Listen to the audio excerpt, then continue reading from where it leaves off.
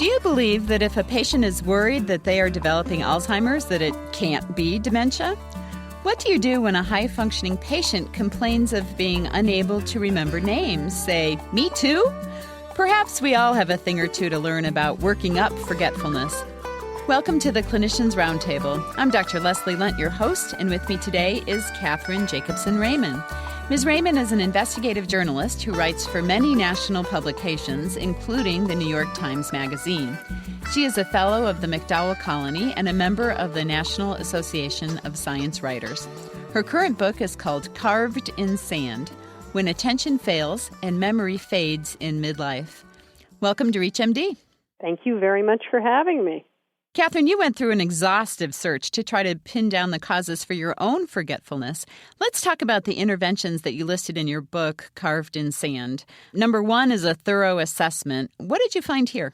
Well, I was very lucky in that I was able to go to UCLA and to have a complete evaluation. And at the time, I was just stunned and surprised that this was possible. But what I realized over the years of research is that university research centers all over the country and also outside of the country are always looking for participants in various types of clinical trials. And if you are willing to be part of it, you can get that entire assessment, including an MRI, a PET scan, a lot of blood work, a brief neuropsychological evaluation. You can get all of those basically included in the package of being one of their volunteers. So when I went through that, I learned a number of things. I had 2 PET scans, which they were joking that I was going to set off all of the detectors at the airport. And I actually, after the second PET scan, had to take a letter with me just in case. Wow. But I had 2 PET scans some months apart, and I had an MRI, and I had all my blood work, and everything was beautiful and normal, and that was just wonderful. I also had a neuropsych evaluation, which was brief, and at the end, I was told that it was normal. And I said, well, that's great. Can I see it? Which is one reason you never want to have a journalist around, because they tend to say things like, well, that's great. Can I see it? And when I got it, I looked it over carefully, and I saw something that alarmed me. What I saw is that I was in the very, very high superior range in a number of areas, and I was in a very, very low dysfunctional range in a number of others. And I said to the scientist in charge, a wonderful and very brilliant man, Dr. Gary Small at UCLA, I said to him, how can you say this is normal? And he said, well, for our purposes, what we want to do is average you out and make sure that you're suitable for the study. And when we do that, it's perfectly normal.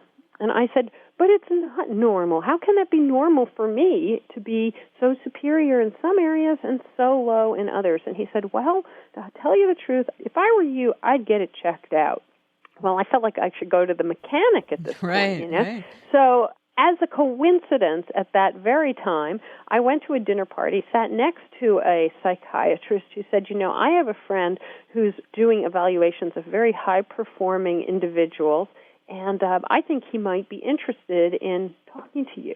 And that's how Jonathan Canick came into my life. He's a neuropsychologist in San Francisco, and he conducted a 7-hour battery, the full battery, left nothing out. I think he put a few things in that were just meant to torture me to death.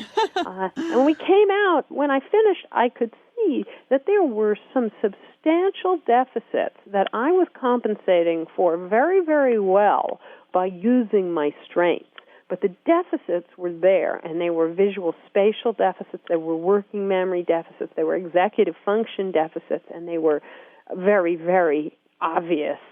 And his hypothesis was that, after talking to me for a very long time, that I had experienced a series of mild traumatic head injuries, which I, in fact, had, and I just hadn't acknowledged it, because to me, traumatic brain injury meant you were out cold, unconscious somewhere. I learned subsequently, of course, that that's not the case. You can have mild traumatic brain injury and be perfectly conscious, and, of course, the real danger is not one, but the repetitive ones, which I managed to have. And we don't need to go into it here, but if you want to know the details of that, you could find them in the book. So what I learned from that study at UCLA was, well, you're perfectly normal in terms of our study, but you might want to look at this a little more closely.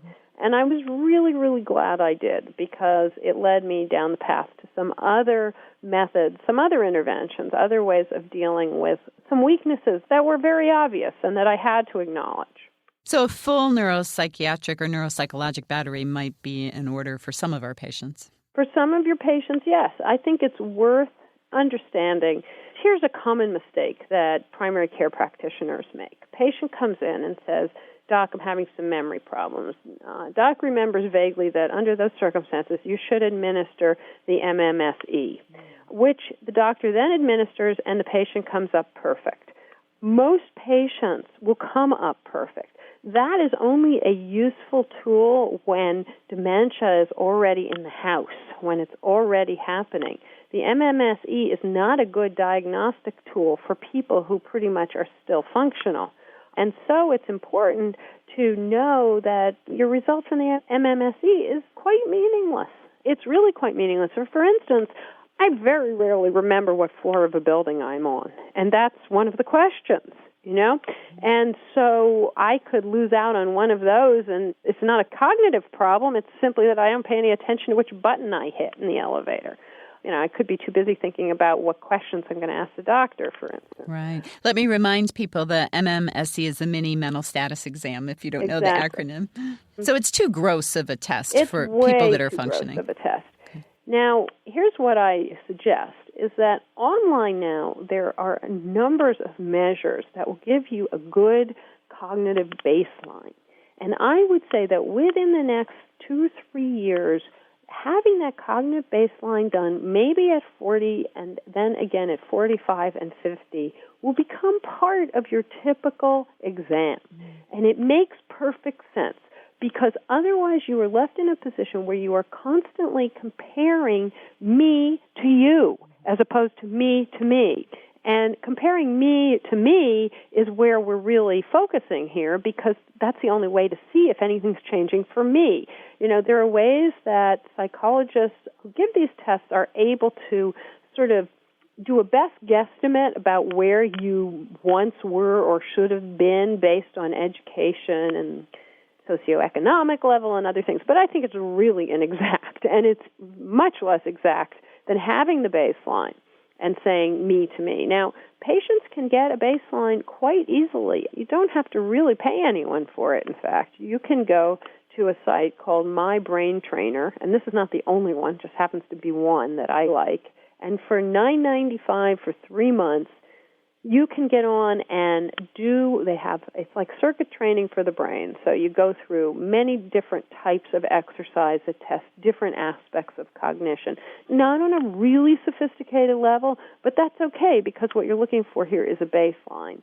And once you know that your scores are typically in the, 60-point range or the 80-point range or whatever, if you come back 6 months later and now they're in the 30-point range, I think that'd be a very good reason to be concerned. If you've just joined us, you're listening to ReachMD XM 157, the channel for medical professionals. I'm Dr. Leslie Lundt, your host, and with me today is Cathryn Jakobson Ramin. We are discussing possible interventions for forgetfulness.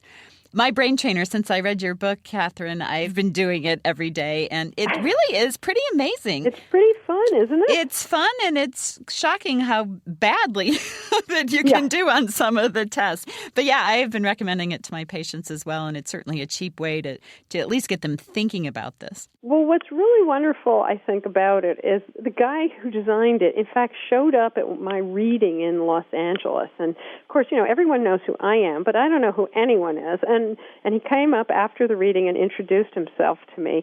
And he's a numbers guy. He's a competitive statistician. And so what he loves is, racking up numbers. So when you do My Brain Trainer, you can compete against yourself if you like, or you can compete against others in your profession or others of your age and profession or others of your age or others that are blonde. I mean, it really breaks down to that level, and I think people have lots of fun with it, and I think that's, very important part of any kinds of brain exercises is they better be entertaining because we're not exactly long on spare time here. So Absolutely. Now, what about dietary supplements? Do the experts come to any agreement on this?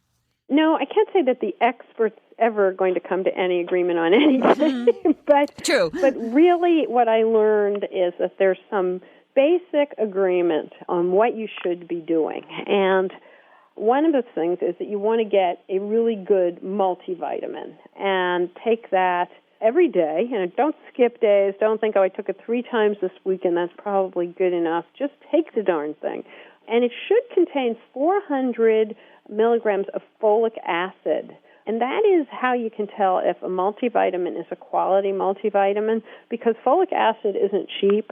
So if you have a lousy discount multivitamin, you probably won't see the 400 milligrams of folic acid.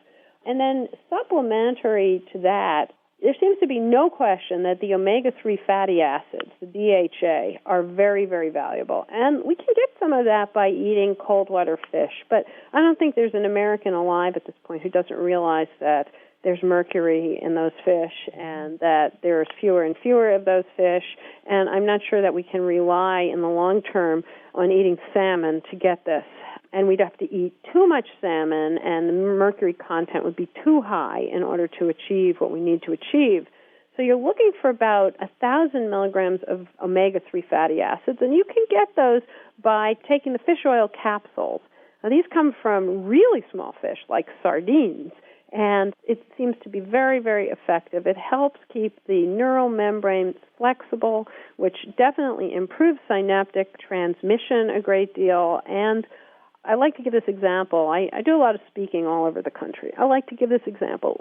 Take a look at the back of your hand, okay? It is not quite as sleek and plumped up and pretty as it was when you were 20, that's for sure, right? There's been changes in the cells. They're looking a little wizened and a little dried out and not quite what they used to be. And the same thing is going on in your brain. And omega-3 fatty acids help that. They really improve that situation.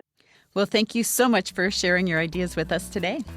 You're very welcome. Thanks for having me. We've been speaking with Cathryn Jakobson Ramin and talking about her book, Carved in Sand. I'm Dr. Leslie Lundt. You've been listening to the Clinicians Roundtable on ReachMD XM 157, the channel for medical professionals. To listen to our on-demand library, visit us at reachmd.com. If you register with the promo code RADIO, you'll receive 6 months of free streaming for your home or office. If you have comments or suggestions or questions, give us a ring at 888-MD-XM 157. Thank you for listening.